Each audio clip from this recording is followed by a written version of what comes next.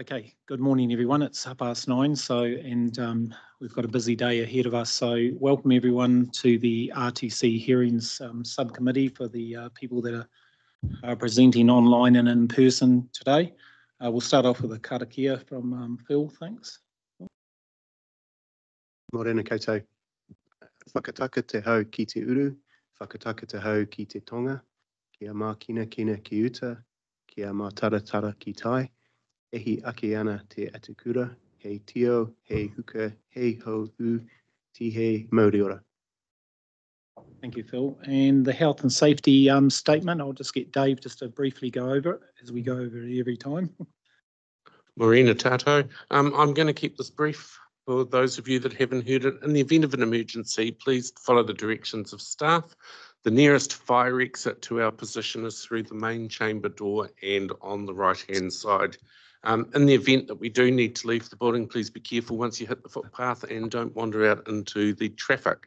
Other than that, if anything else happens, we'll steer you in the right direction. And have a good day, everyone. Thank you, Dave. Apologies, I don't think we're all here today, and welcome Angela Strain, my Deputy Chair. She's sitting in as an alternative, but quite welcome to join in and if you've got any questions, Angela, in the deliberations. Confirmation of the agenda. Can I have a mover and a seconder of that? If it's all, everyone's happy. Thank you, Len.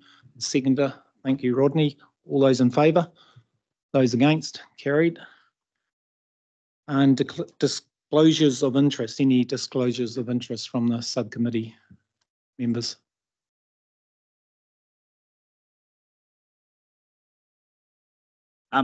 Just the Transport in New Zealand have put a submission in, and I'm actually a member of that, so I don't know whether that has an effect. No, yeah. I'm sure that's fine, Rodney. So you've just disclosed it, so yeah. Oh. Thank you, Rodney.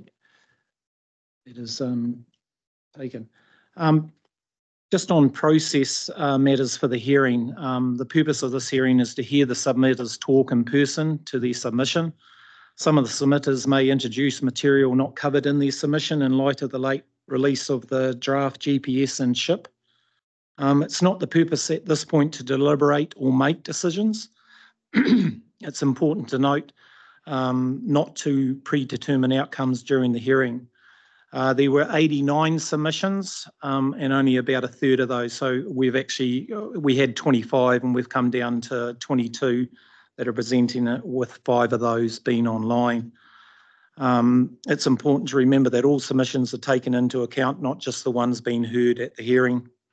At the beginning of the hearings, the subcommittee will need to decide to accept late submissions and decide to accept presentations of the SHIP by NZTA, noting they did not make a submission. Just post-hearing informal discussion, it could be a benefit following the conclusion of the hearing to have an informal staff subcommittee discussion. This approach has been used in previous RLTP development cycles. The benefit of this includes giving the subcommittee an opportunity to clarify what has been heard and to signal any direction they would like staff to consider in preparing deliberations. Again, and I emphasise this is not about decision making, but gives the subcommittee an opportunity to raise any concerns or implications arising from the hearing. So is everyone happy with that? Okay. What are we up to next? So we could receive the report. Allow this to be done now. Yep. Get it out of the way. So can we have a mover and a seconder that the Regional Land Transport Plan submission report be received, and that the following late submissions be accepted for the Regional Land Transport Plan statutory constitution and deliberation process. So we've got Barbara and Benjamin, and then number 3, the Waikato New Zealand Transport Agency be permitted to present on the State Highway Investment Proposal at the hearing. I have a mover, thank you, Eugene, and a second, thank you, Kevin. All those in favour? Those against? Carried. Thank you. Okay, so we will move on to our first presenter this morning, which is Jen, who's online. Good morning, Jen. Good morning. Welcome. And we'll let you kick off, being the first submitter. Now, you've got 5 minutes, Jen, and then if there's any questions afterwards, we kind of have to keep to a tight timetable this today because we've gone down from a 2-day hearing to a 1-day to fit everyone in. So go ahead, Jen. Kia ora koutou, morena. I'm speaking to you as an individual, but I do have just in my imagination the people beside me who I've been talking to about this proposal. So I'm not just a lone voice. I'm a ratepayer in Turangi, and I often lobby and campaign for different things of interest to Turangi. And what I'm talking to you about this morning is of huge concern, not only to Turangi, but to the whole of Lake Taupo. Now, I know I don't have the right to speak for the lake, but as Ngāti Tiriti, here I am to say, please, in your deliberations, keep the environmental risk to the lake of having the State Highway 1 winding its way close to the lake between the Hatepi Hill to the south of Taupo and all the way down really to Wairau, but I'm only going to talk this morning about Hatepi Hill to Motuapa, a stretch of approximately 25 kilometres of state highway. I've been particularly concerned about this since November 2022, when it became glaringly obvious that lorries have become too big and too frequent on that stretch of road between Hatepi and Motuapa for the safety of the lake. It's not only a concern to drivers of cars and lorries. I don't know how many of you have driven the stretch of highway that I'm talking about, but you'll be aware, I'm sure, that that people have to frequently stop before one of the 3 bends on the road, particularly the one at Te Poporo Bully Point, because ahead of us there'll be a lorry and there'll be somebody coming the other, a lorry of similar huge size coming in the other direction. They cannot get round that point. And so you stop and you wait and you hope that nobody knocks off your side mirrors in the process. So the piece of highway that I'm talking about that you'll be familiar with at Te Poporo Bully Point, people famously jump off the rocks into the lake, and they have to compete with B train and B doubles, lorries between 20 and 26 metres long, which slow to a crawl and sometimes stop right ahead. And in November 2022, one of them tipped over the side. They're doing, the Waka Kotahi will have the statistics and you can see their maps. It's a stretch of road that's probably not as busy as others in the country, but it's unique in that the lake is right there. And November 2022, a lorry went over the side and tipped into the lake krill oil, beautifully packaged meat for export, and milk powder. And some friends of mine who have a property right beside Bully Point were visiting from Sydney, and for weeks they were out in their kayaks picking up bits of things that had fallen off the lorry. Luckily, the driver wasn't killed. It was more luck than anything else. What if that had been a chemical spill? What if it had been petrol? I've talked with a lorry driver who uses that road every day to drive between Taupo and Wellington. He personally doesn't carry petrol, but his other lorry drivers, he says, carry petrol several times a week up and down that treacherous piece of road. So that's me speaking on behalf of our precious lake. And with government revisiting some plans for our major roads, refocusing on strategic corridors, on enhancing resilience, all the things that your committee is concerned about, productivity, economic development, the time is right to fix that stretch of road properly once and for all, and not by the proposed widening of the road at Te Poporo Bully Point. There's been various plans for that. There was 4 million set aside a couple of years ago. I think that's been increased now to 9 or even 12. They're proposing to take a slice off, this is Waka Kotahi, proposing to take a slice off the cliff to make the road wider. It's not going to make any difference. People are still just going to make more room for the people lining up to jump off Bully Point to do that. It's a complete waste of money and needs to have a proper long-term plan for it. the scoping work for realignment and over to the east, a straight road between Hātepe and Motuapa, which is what I'm really asking you to consider. That scoping work's being done. It's a comprehensive and compelling program business case that you're probably aware of, prepared for the previous national government in 2017 by NZTA Wakakataki. Costed back then for $1 billion to do the whole stretch of the state highway between Hātepe and Wairuru. There'd be no more right-angled bends at all, even the ones on the desert road, an ideal situation.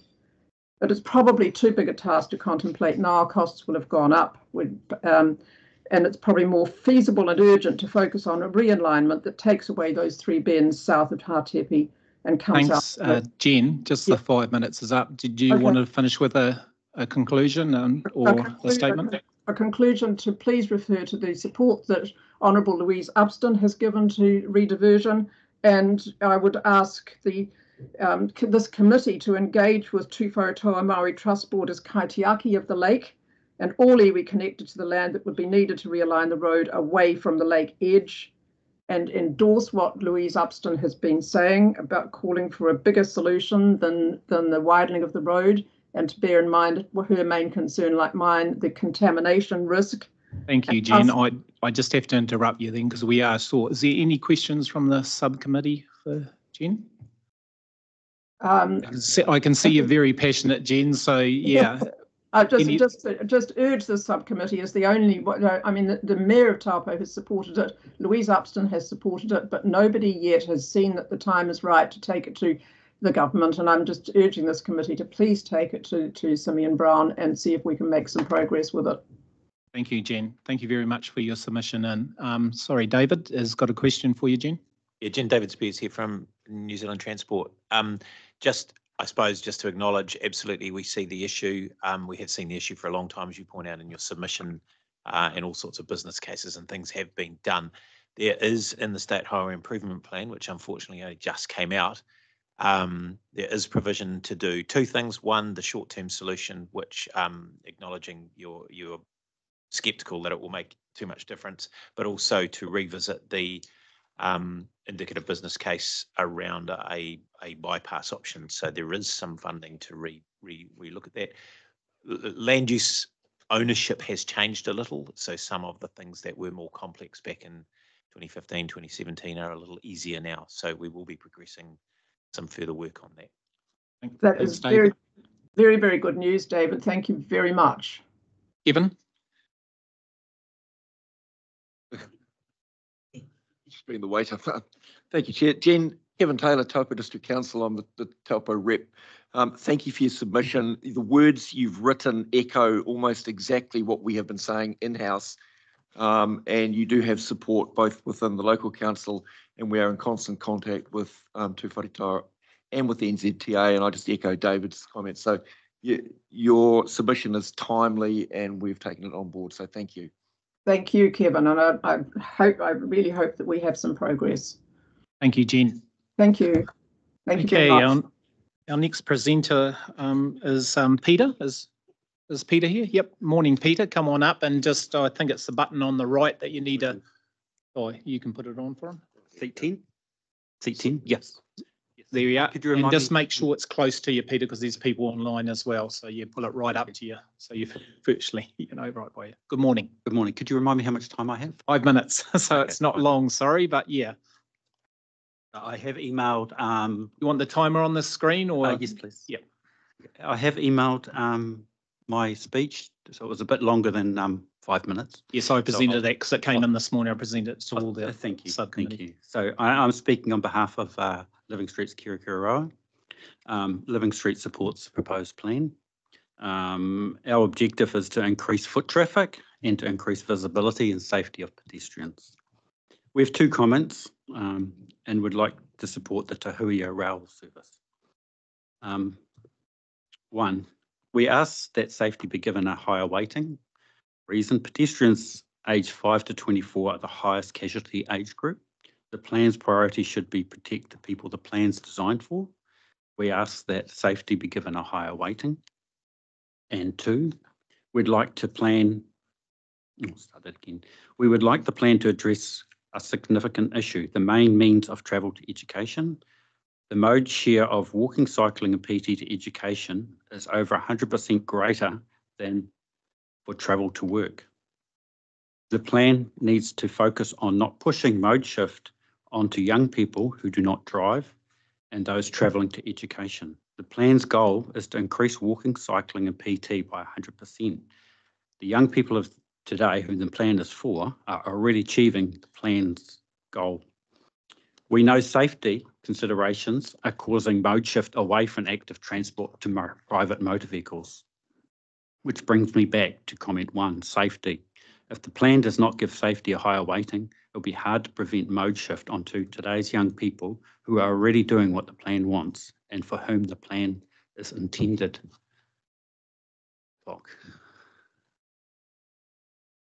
I've got a comment on Vision Zero.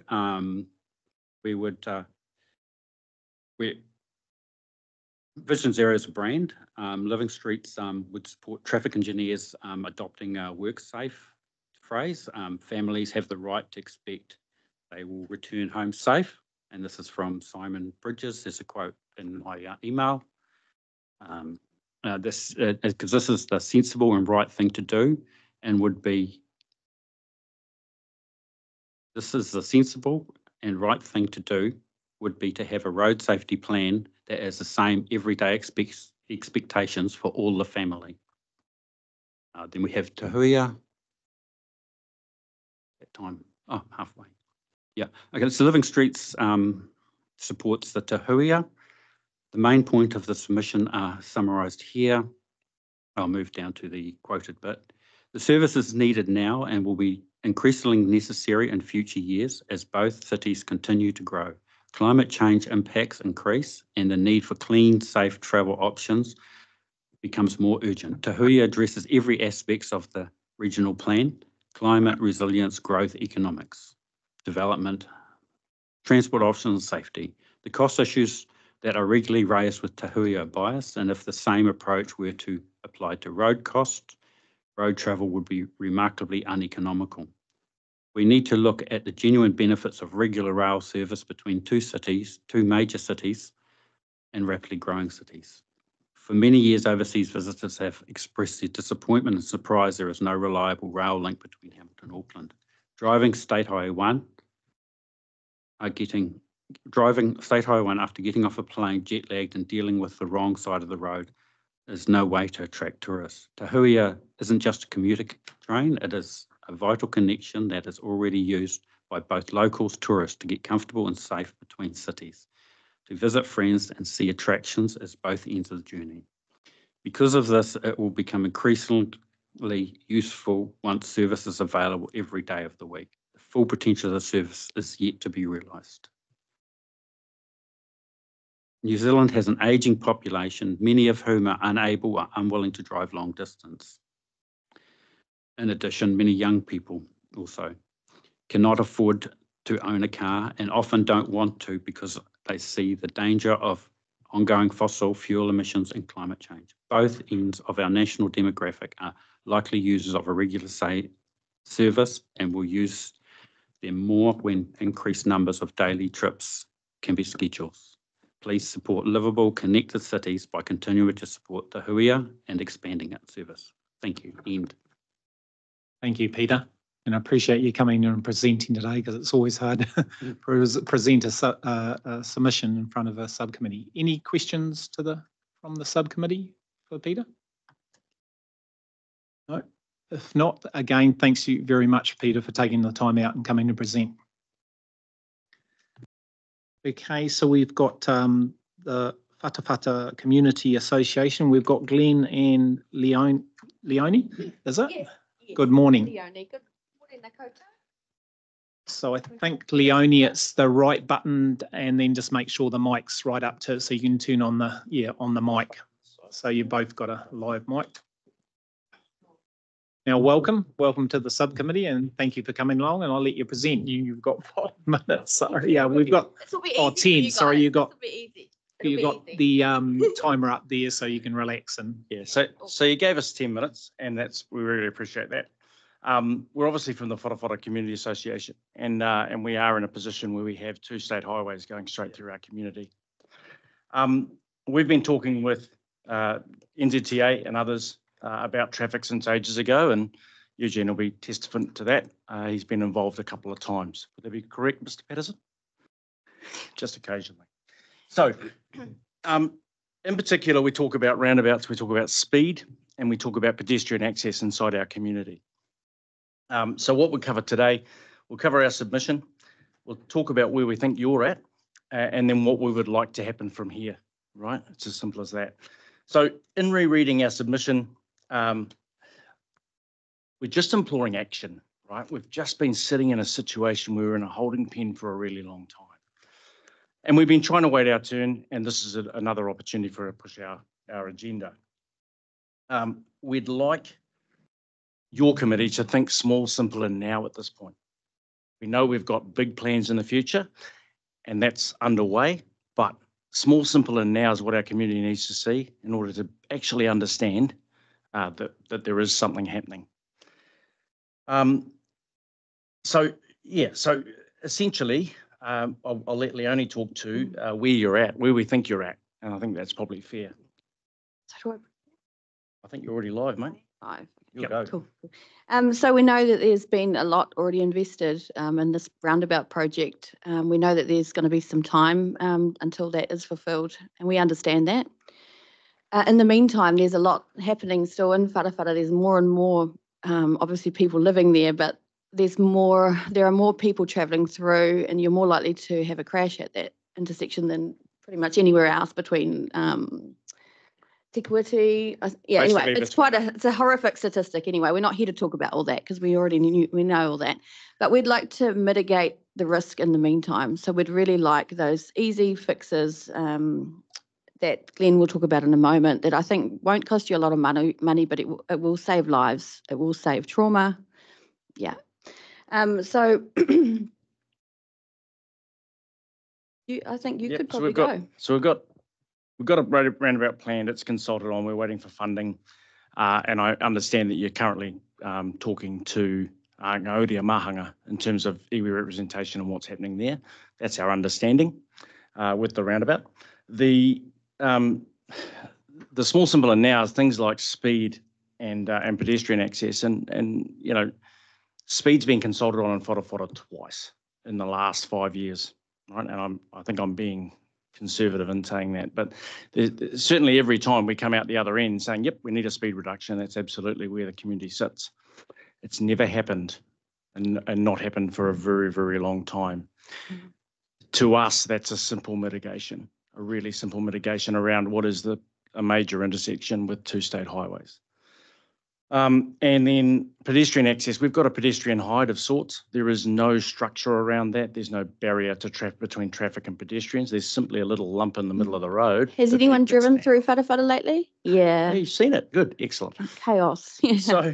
So if we can slow the chaos down, it'll lower the risk. And then when we had the roundabout offered to us, or you know, the plans shown to us, the pedestrian access went immediately to where the roundabout was. And for us as a community to use our community wasn't going to work. You're going to have to go across a service station forecourt in order to get to that particular pedestrian access. It was insane.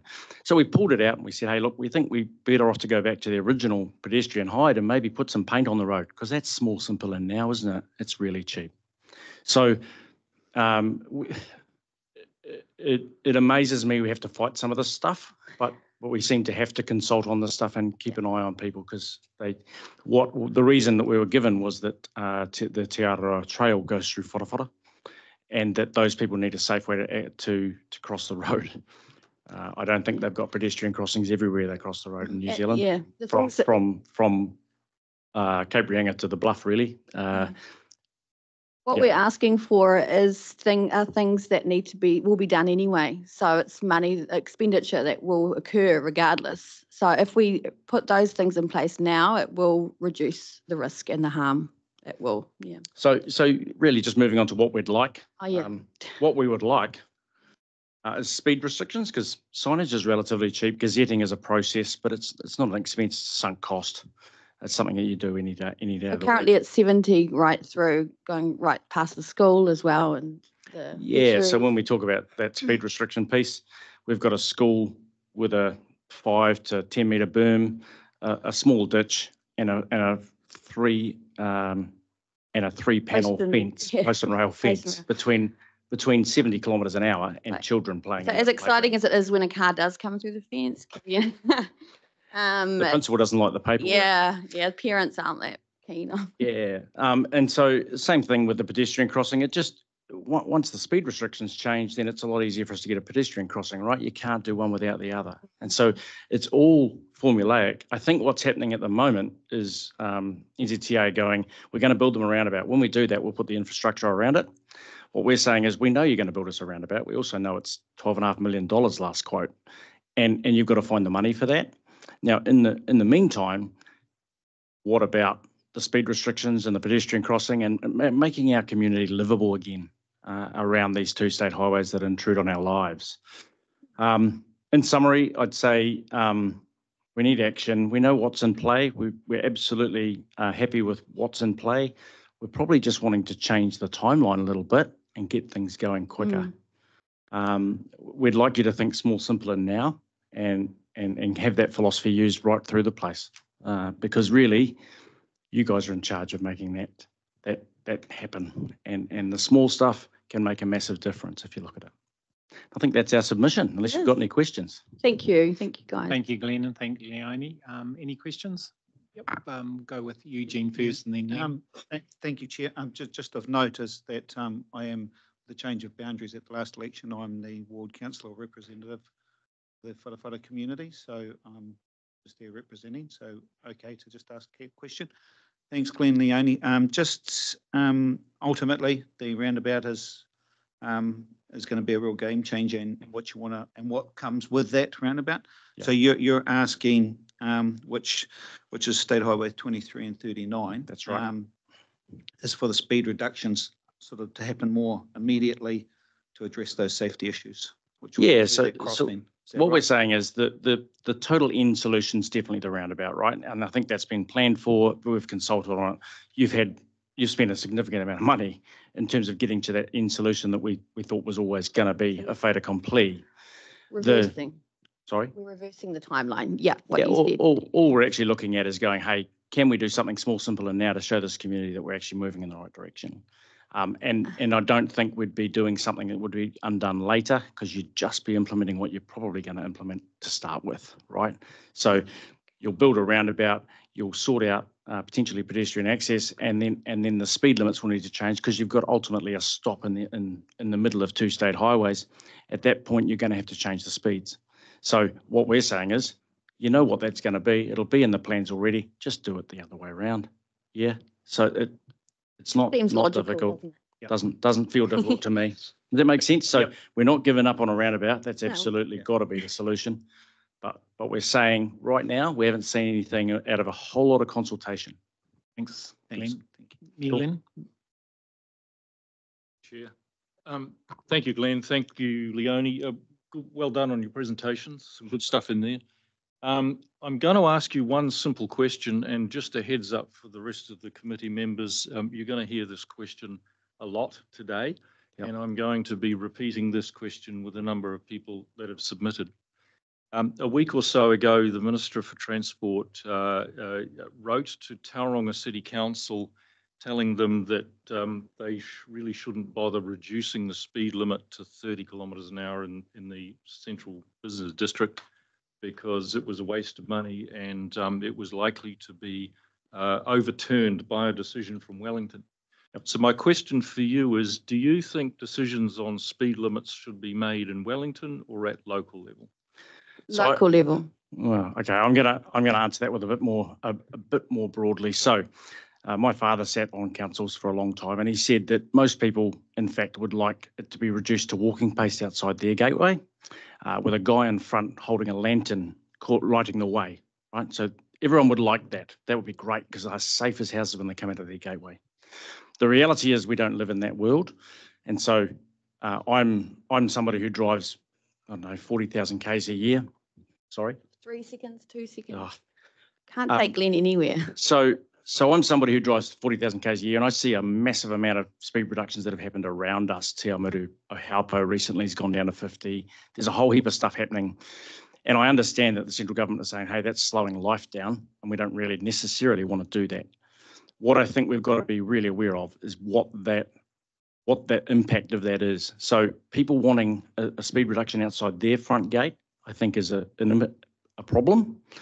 I think if you're looking at it from a speed and from an end result perspective, something like what we're talking about is actually about an intersection of two state highways. It's not about somebody's front gate. It's actually about what you've got going on through a township. And Glenn, sorry, Yeah. I just, So the simple question, Is local it or regional? central? Yeah, I think Yeah. it's overview, not Okay. individual. so I'll tell you but- now, yeah. it's not as simple as yes or no. Yeah. I don't think that's the case, and I think that's where it is. I don't think you think that anyone's going. We can't make that call. Yeah, It's Mia, about That's a situation. are you happy with the answers? Sorry, Glenn, and go for it. interrupt. We've just got to move on Yeah. because You're right. we'll be end up. I don't want a large discussion. It's just really That's right. clarifications of your. Yeah, of I your think we all can Are- agree. Are you No happy, problem. Glenn? Yes, I Lynn? am. Thank you. Cool. Well, Thank you. thank you very much, Thank you, Leonie Michael. and Glenn, Thank you. for making the submission and for coming in. Thank you very much. Lovely. Okay. Thank you for having us. Next up, we've got Simon Gascoigne. If you'd like to come up here nice and early, the first one in. Thank you very much. Thank you. Just speak right up to the. Right. Thank you. Yep. Thank you, everyone. My name's Simon Gascoigne. I'm here in a personal capacity here today. I have a Bachelor of Science in Resource and Environmental Planning. I've spent probably the last 20 odd years researching global oil supply, fossil fuels, climate, biodiversity, etc. So I'm not going to read to my submission word for word. Just touch on the main points, given 5 minutes. I'll pop that there. So, our plan is for 2054. So in terms of the Waikato's climate response for transport, this is it. In terms of what we're planning to do. So, we've got 14% of the transport emissions in the Waikato region and huge freight growth proposed, 50 to 70%. It's, massive. So I'm just going to, set the frame for our plan. And basically the science is telling us that the rate of temperature change from burning these fossil fuels is accelerating. We spiked into 2 degrees territory briefly in November 2023. So that tells me that the temperature graph is actually pulling up steeper and faster. And you can look on the references I've got in my submission there that will show you where the graphs are that I've found that information.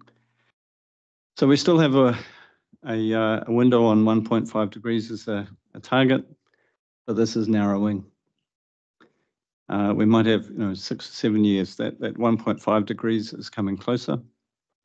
And it's been realized increasingly in the science that the melting of Antarctica is accelerating, and especially in the West Antarctic ice sheet.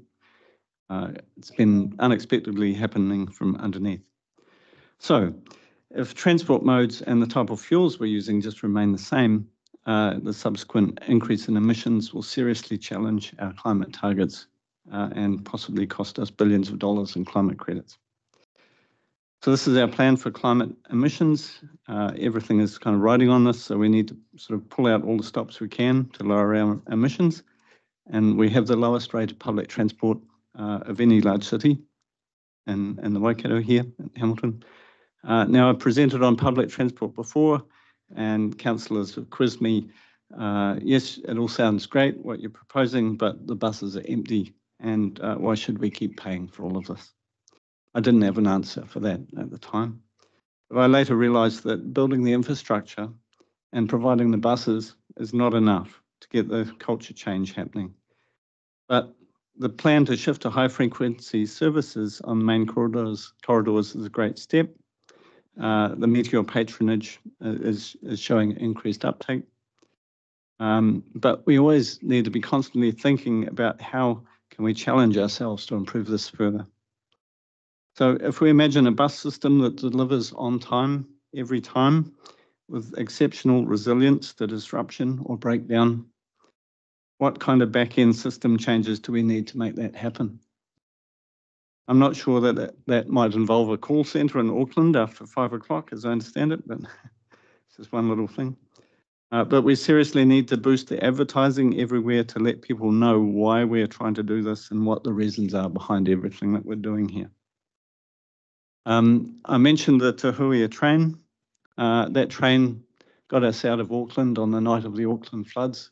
We watched out the windows as the entire road motorway network ground to a halt in a sea of brake lights everywhere. And that trainload of people got out of Auckland that night. So I'm part of a little group. We're going to be distributing pamphlets and flyers and posters just to try and build support to keep that train going. I imagine that right now everyone is telling you the words about the cost of living crisis, housing, food, utility bills, wages, interest rates, rent, etc. I would submit that one underlying large factor behind all of this relates back to this: high oil prices. All of our systems were built in eras when the price of a barrel of oil was US $30 a barrel. Now it's 85. And the quality and quantity of the oil discoveries that are being made is sort of flatlining. And our financial system is not coping well with this. So the shale oil, the unconventional oil that we're now relying on to prop up the system after the 2008 crash, when oil hit $147 a barrel. Thank you, Simon. Is beginning to Time's up. struggle. Do you want to quickly finish with anything? Yep. So just, cost of living always comes back to this. Thank you. Thank you, Simon, for your submission. Any questions for Simon on his presentation? If not, thank you very much, Simon, for coming in today and presenting your submission. Thank you very much. Passionate. Okay. Thank you. Now, we've got Federated Farmers next, but they obviously haven't come in, but we've got the Waikato Regional Airport and Titanium Park Limited, Catherine, Graham and Rob. So come forward, and if the subcommittee's happy with that, because they're here. So you're quite welcome to come right in, and then if you've got anything to say, bring a chair in, and then just make sure that you talk to the mic. The rose between two thorns, perhaps. Yeah. So good morning, Catherine, Graham and Rob, and I'll let you present your submission. Thank you. Thank you. I'm Catherine Drew, Planning and Land Development Manager at BBO, and with me is Rob and Graham, who are advisors to the airport and its development arm to Titanium Park. So our submission is on page 52 of your agenda, and what I wanted to do was just go through, I guess, the 4 key points of that. For the purpose of today's presentation. So those 4 points being the timing of this document, RLTP, the importance of southern links to the airport, the need for strengthening of public transport connections to and from the airport, and also lastly, the protection of a rail corridor between Hamilton City and the airport. So turning now to each of those points, I want to group timing and southern links together. And I guess the first point is there, and the Regional Land Transport Committee has actually acknowledged this in your submission to the GPS, that there's a major misalignment between the timing of the GPS, Road Control Authority activity management plans, Council's long-term plans, and the development of this RLTP. And as released, was it last week, the SHIP from NZTA as well. This means that the submission that REL and TPL has put on is likely to require, the RLTP is likely to require significant changes to reflect the government's current transportation policies. So in preparing for today's hearings, I also reached out to Regional Council transportation staff to understand whether or not there was a new program that we could comment on and consider as part of this submission. There's not. So our submission really focuses on those points. I guess turning to the SHIP in particular, and as we know, the GPS have both identified Southern Links as a road of national significance, and they intend to deliver it, or at least portions of it, within the next 10-year period, because it will unlock land for housing, going some way to address the population growth in the city and the region are experiencing. And I acknowledge that the Transport Committee's own submission on the GPS said it supported Southern Links and also that it had the added benefit of providing that airport connection as well as just the housing component. So the program in the SHIP, it appears to break up the delivery of Southern Links into chunks. And with some of that being in the 24-27 time period for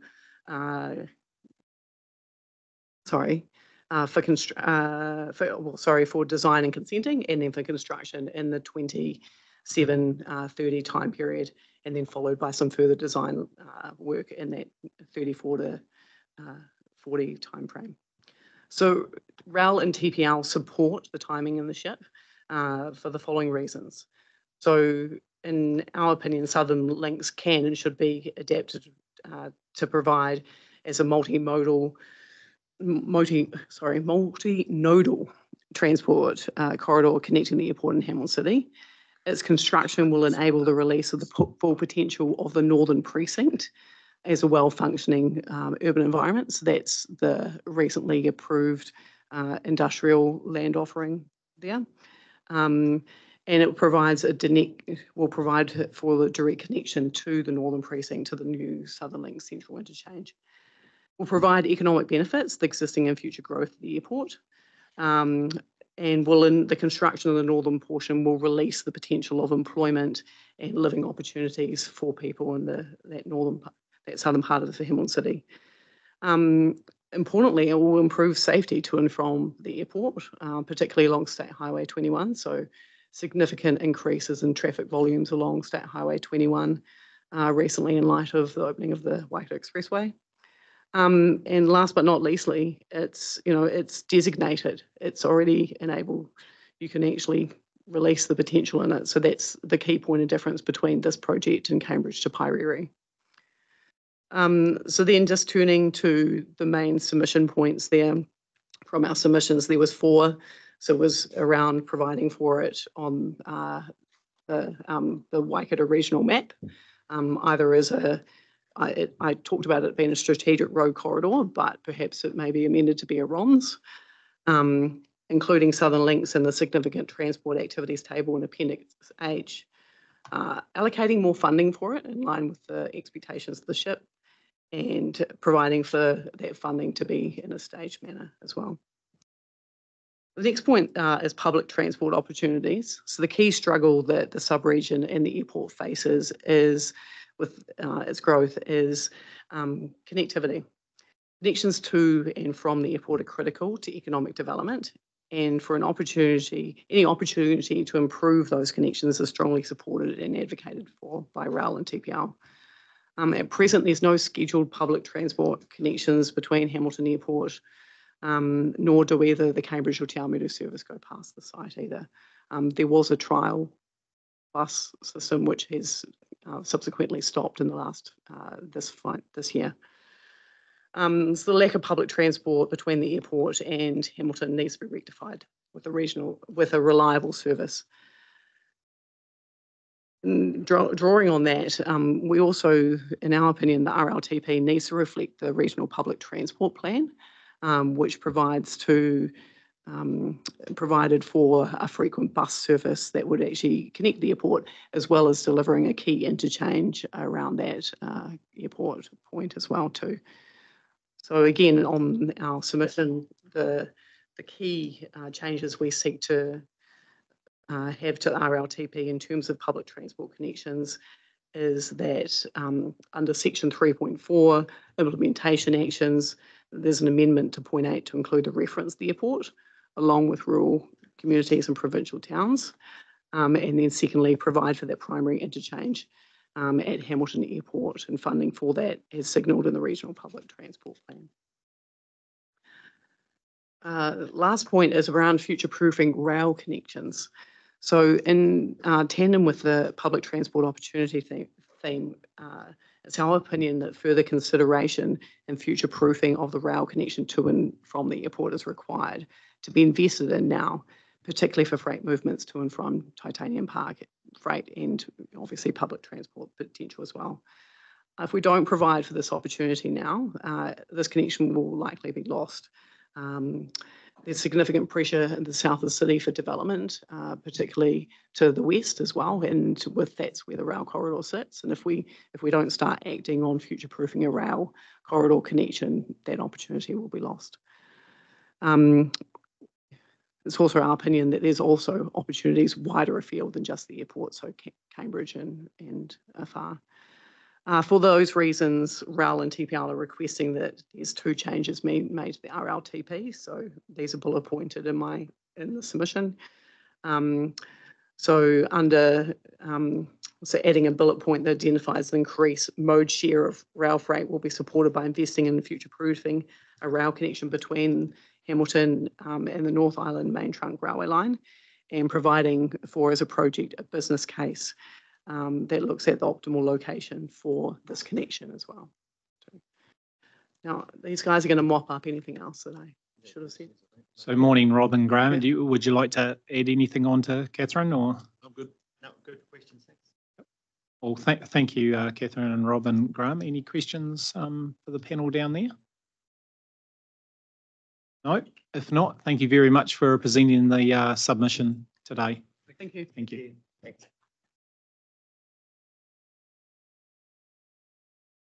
Yeah, is he here or is he online? Okay, again, Federated Farmers are still not here, so we'll go to the Hahei Residents and Ratepayers Association, and we've got Brett online. Brett Harris? Harry's, yep. Hi there. Sorry. Thank you. Yep. Morning, Brett. How are you? Good. That's good. My submission is very brief. Really, it's firstly to strongly support and endorse the intended emphasis on the pursuing of greater road network resilience. Obviously, it's an important thing for everyone on the Coromandel, given that what we've been through. So it's just emphasising that we totally endorse that. One of the points I made in our submission was really a question, and we weren't sure about, was Pepe Stream Bridge. Obviously, that's near and dear to people in Hahei because it is the choke point on the eastern side of the Coromandel. It seemed to have only allocated 27K to it for pre-implementation, but nothing for construction, whereas we were under the impression somehow that construction had been approved. So I don't know what's going on there. But the key specific item of concern to us is what's known as Dalmeny Corner, which is near the intersection of Hahei Beach Road and State Highway 25. Hahei Beach Road provides the only road access to Hotwater Beach, Hahei, Cooks Beach, Ferry Landing. So it's an important link to that whole area, but it frequently floods, and it is becoming more frequent as rainfall events are getting higher. So we're not talking about cyclone events, we're talking about heavy rain that happens to coincide with a high tide in the Pirangi estuary. And it causes that section of road to flood, to become impassable for several hours at least. And it has the additional danger that once the tide starts going out, there's quite a flow, east to west flow across that road. And we've seen now many near misses of people who are unaware of how that road floods and its characteristics of trying to cross over while there's quite a flow across. And I worry that we may end up with something, potentially even a death as a result of that. Somehow Dalmeny Corners keeps getting missed off, despite locals lobbying for some improvement there for a long time. And we recognise it's not an easy fix, but nevertheless it's something that should not be lost sight of. So those are the key aspects of our submission. Thank you, Brett. I might get David just to give you an overview because it's come out in the SHIP, and the SHIP was only just been released after the submissions have closed. So, David, am I putting you in the hot seat? Only in respect of Pepe Bridge. So Dalmeny Corner, I know it well. Drive past it all the time, especially familiar with it when it's flooded. So I feel your pain there. Pepe Bridge has come out as one of the bridge replacements for prioritisation in the State Home Improvement Plan. So happy days from that point of view. We are still waiting though for that to progress through into the National Land Transport Plan to see what funding is allocated to that work. So, you know, there's still a bit of, I was going to say water to go under the bridge, but that would be, there's still a bit of work to do on that front. But it is one of the 1, 2, 3, 4, 5 bridge replacements in the Waikato that are prioritised, so to speak. Thank you, David. Thanks. Any other questions for Brett?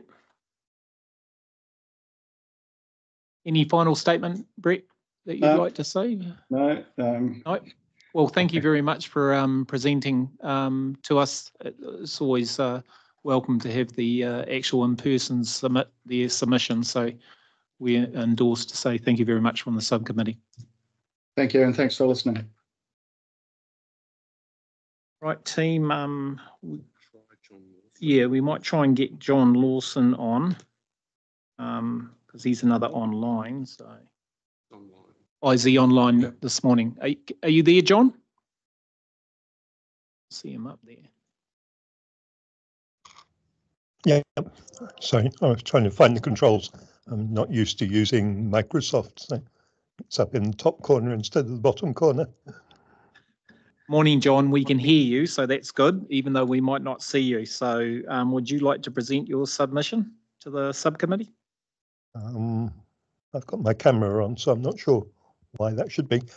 Yes, so basically I'm concerned that you've got some great goals as far as the targets on emissions reduction are concerned, the ones you've got on page 15 of your draft plan.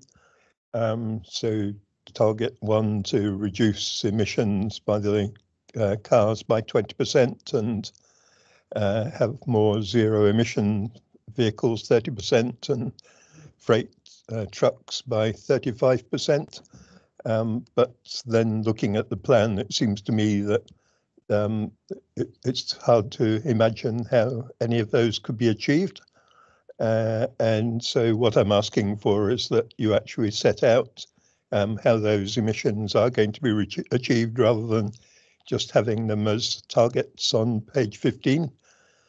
So it seems to me that you've just put up or about to put up bus fares by 20% and leading to a 4% cut in bus passengers predicted. And generally there aren't any improvements in the offering as far as public transport is concerned. The public transport to Raglan was supposed to be getting 100,000 a year from the district council for the last 3 years, but delays at regional council mean that it's possibly going to happen next October, but certainly not guaranteed. So I think those are my concerns. I'm just hoping that you'll address them. So that was basically all I wanted to say. Thank you. Thanks very much, John, and we will take those into account when we have our deliberations. And some of your points, it's always hard to come down to have concrete evidence on some of those. So we appreciate your submission in here this morning. Any questions for John, the subcommittee? If not, thank you very much, John, and I appreciate you coming forward earlier with your submission online. Okay, thank you. Thank you.